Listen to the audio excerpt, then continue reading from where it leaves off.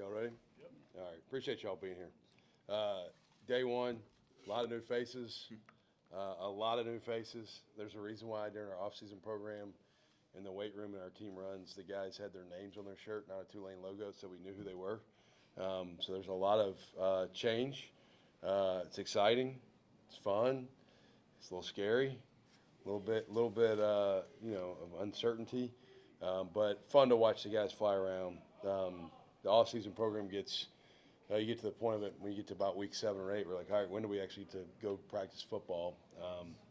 And so, like what we've got here in a lot of areas, a long way to go, but a good start.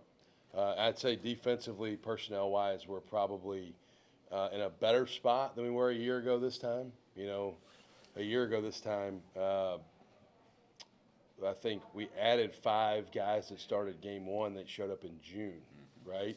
I don't think we're going to have to do quite that kind of much roster construction in the second portal window on defense. We might have to add a piece or two, but it's not going to be 5, 6, 7, I don't think. But a very young, different-looking team. And we got 2 offensive returning starters, and I think 3 or 4 on defense, depending on who you call a starter. But not a very proven group right now, and a lot to learn, a lot to figure out about them.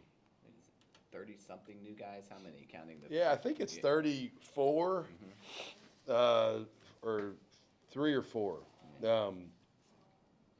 27 transfer portal guys, and I believe 6 high school. So that'd be 33. And that's that's the world we live in now. It's over a third of the guys practicing today got here in January. Over a third. So, and then we'll have our 10 or so high school guys that were not mid-year guys show up in June, and then, as always, there will be some attrition and some addition post-spring. But I think we'll probably look up in August and go like half the team's brand new from a season ago. What's adjusting to that and, this landscape of college ball, but also just, for your team personally, all those new faces and all that? I mean, what's that been like for you? Yeah, like I said, it's fun and exciting. I enjoy getting to know new guys and learn who they are and what makes them tick. Very fortunate to not have crazy amount of staff turnover. That's helpful, Both coordinators are in place, offensively and defensively, and a lot of staff continuity, which makes probably some of the new easier. Staff-wise, obviously, I haven't really addressed it publicly, but Dan Rochar's with the Bears. Dan and I got a ton of respect for Dan. We were texting the other day, grateful for his contributions in my year here and what he did in his 2 years here. And then Greg McMahon retiring broke my heart because I love Greg McMahon. Mac, when I took the job, was kind of like, hey, I'm not sure what I'm going to keep doing or not. And I was able to convince him to stay for a year, and he said, I'll give you a year, and he gave me a year. Our staff continuity, that helps a lot. And this part of the year, you're really trying to figure out who can do what, individual player strengths and weaknesses, and then you'll tailor things to the guys you have that are your better players. And so right now there's some base fundamental things we're working on, but we'll have to adapt or evolve. I mean, I think you just look at the 3 quarterbacks, they all have different strengths, and so depending on who elevates, that'll dictate kind of how we have to evolve. You mentioned the quarterbacks. I mean, what have you seen from them? Obviously, all new faces, really. So just talk about that group. Well, TJ, he's like getting ready to get Social Security in college football. I mean, he's been here forever, been in the game forever. I mean, I remember when he went to LSU. I remember him in high school. So kind of a wild, cool story. I'm coaching at Ole Miss. It's 2018, probably March, and Hank Tierney, who's the head coach at Shaw, obviously. Hank was head coach at Ponchatoula, and his quarterback was TJ. And Hank's always been more of a option-type attack in his past. And I'll never forget Hank called me. He goes, Coach, I got this quarterback as a passer. I got to figure out how to evolve and develop in the pass game. And so Hank came and spent a couple days in Oxford with us when I was there, and so I remember TJ coming out. TJ's really got arm talent. He's got a big arm. He can throw it a mile. He's got a ton of experience. There's no substitute for the amount of football he's played. You know, you could look at him being at 4 schools either way you want to. Some people will say, well, that's the crazy part of the game now. But I'll say this about him: he's been a starter at every school he's been at some point. You know, he started games at LSU, started games at Auburn.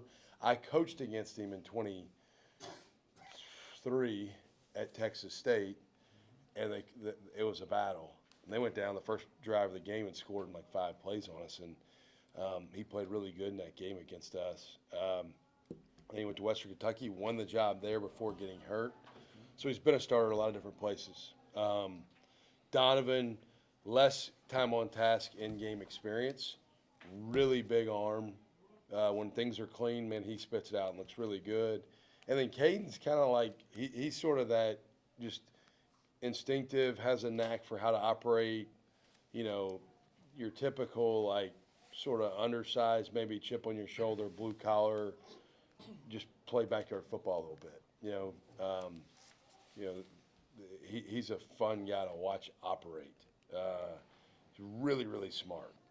Really smart. So all 3 of those guys are different and provide different things. Would you say those guys are maybe ahead on day one of where your guys were last year and the first day of We're light years ahead. Yeah.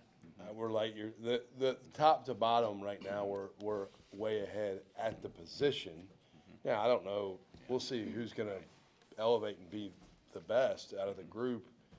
I've told them they've been great. The competition component within that room has already been, not that last year was bad, but I think this year it's already been healthier in regards to the interaction in the room. That's a challenge, you know, to like, for guys that are saying you're competing with each other, not against each other, you know, and it's hard at that position for guys to be so comfortable in their own skin that they celebrate somebody else's success. And so I think this group right now in the early stages is probably better at supporting each other. And then also they're probably ahead in just regards of understanding what we're trying to do. Well, I mean, last year, do you think, because I feel like in this age of college football, some guys are, when they transfer somewhere, they're quote-unquote unofficially, like, not promised the job, but it's pretty much known that they may be getting the job. The fact that your program, where a year ago, you know, Darian Mensah won the job, but with, you know, as a true freshman. Sorry, who was that? That's all right.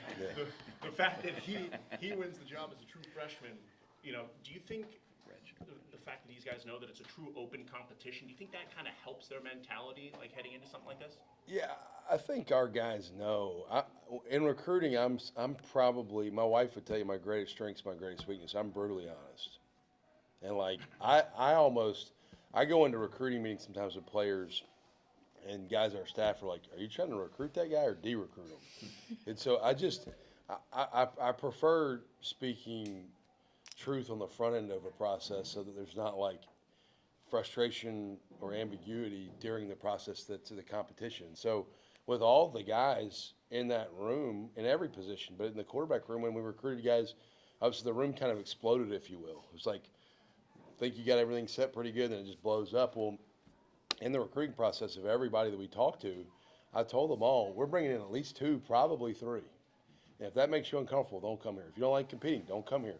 I told them all, the best player will win the job, or the guy that earns it will win the job, at least for week 1. And I don't make the decision of who's the starter. They do. You know, they by how they prepare and play and perform. And so, I don't know. I think sometimes there's maybe an expectation that's placed on a new guy, a transfer guy, whoever, that he's supposed to be the guy. And I'm like, well, he's got to show up to practice and like play good. And so I try to be as transparent up front as we can on the front end of those things to try to eliminate maybe some of the junk that could come along if you don't. What were your impressions of Ty Thompson today? You know, I've been pleased with Ty. I mean, my goodness, he's added some good weight. He's a big athletic guy. He runs good. He catches the ball. That was going to be my 2 questions have been, how's he going to track the ball, catch the ball, and will he put your face on you and block you? Can't answer number 2 yet because we're in spiders today, like we're in T-shirts. And so I don't think he's going to be soft, but we'll have to see how he holds things at the point from a blocking standpoint. But he ran good routes. He caught on one of our vertical routes today, caught a really nice ball. It helps to have a guy. You know, it's funny, we were changing a play last week in an offensive walkthrough, and the quarterback communicated the call. I'm not going to tell everybody the call, but communicated the call, and he was like adjusting as soon as the quarterback said it, like almost like he knew it was coming. So it's kind of, you've got a guy that knows big picture offense playing a position that he can maybe apply some of that information to, which I think it's going to be a fun thing to watch how that goes. In terms of things being light years ahead for your quarterback room and the healthy competition, like, do you expect this to be a smoother transition this season? You know, Practice, rather. maybe. I mean, I think it's a smoother transition to start. How it transitions as we go, that's going to be up to them. There's also there's another challenge for whoever that quarterback is that they've got two guys around them that have ever started here, the left tackle and the left guard, and everybody else has like been a backup. And so, if you told me like, hey, we're ahead in the installs, the guys are picking it up better, and we got 9 returning starters around them, I'd feel really good. We've got 2. So I don't know if I've ever been around a team that's had so few returning starters in my life. I mean, it's just like, that's hard to wrap my head around. So I feel like independently they're operating probably as a group better than we did, you know, from last year's group this early. But it's going to be interesting to see how they're supported around them, because so much of that position, you need people to help you. You know, the O-line's got to do their job, and the receivers got to run the right route. Like today on one that we threw a ball out there on the perimeter one time, it was TJ, and he probably looked, if you're just watching the practice as a innocent bystander, you're like, why would he throw that? And it's like, well, both receivers are in the wrong freaking route. And so it kind of like makes you want to lose your mind on them. And so sometimes the quarterback can only play good if people helping. You know, they got to block and run the right route. And so, but I do think we're ahead as a group. Also looking at like other things that make the quarterback competition ahead. This time last year, you pointed to the inexperience at cornerback in the defensive back room. Ooh. How do you feel like that's kind of brought along perhaps testing the quarterbacks early? Well, yeah. Last year, I mean, I thought I was going to have to go play DB in practice one day. I'm like looking out there, I'm like, do we have any healthy available bodies? You know, we're on the back end right now, able to challenge things, and you know, at times we'd be in a competitive period, and you thought we were throwing routes on air. It was like, is anybody playing DB? Well, this year, you feel you better be on time, you better be accurate, or you're gonna have to pay, because the back end guys, we're just better right now, for sure. And looking at all of just the turnover, this is the first year where all of the guys from the 2 and 10 season are no longer here, except maybe Bryce Bohannon. Do you There's feel not like many, yeah. there's guys that have stepped up on the player leadership aspect? Yeah, well, you said one, Bryce Bohannon. I mean, he's a special leader. Shadre Hurst is a special leader. But then you add some new guys in that are natural leaders, like, and I'm thinking offensively first, Maurice Turner. He's a very mature, you know, type person. I was kidding around with our staff the other day. I'm like, Maurice Turner might be more mature than half the coaches. Like he's a man. And then defensively, you know, Sam Howard, even though he's new and wasn't through a lot of that, Slim Despaney, who is still here, those would be 2 guys that really jump out as proven leaders. A guy that I feel like's taken a step is Adonis. You know, he's lost some weight. He's got to probably go a little further there, but he's had a really good offseason. I think the additions we've had to our defensive line room have really, we're deeper there. We're probably better there than I would have anticipated if you'd asked me last December what we were going to look like there. The area where we still have to, you know, everybody was talking about quarterback, the area where I still have a lot of questions about who's going to elevate and who can be the guy or the top 2 guys is at receiver. You know, like that's kind of you know, everybody's going to talk about the quarterback battle, and that's a big component. But and I think we've got some good players. It's just less proven, and that's one area where we may have to address post-spring, depending on how things shake out this training camp.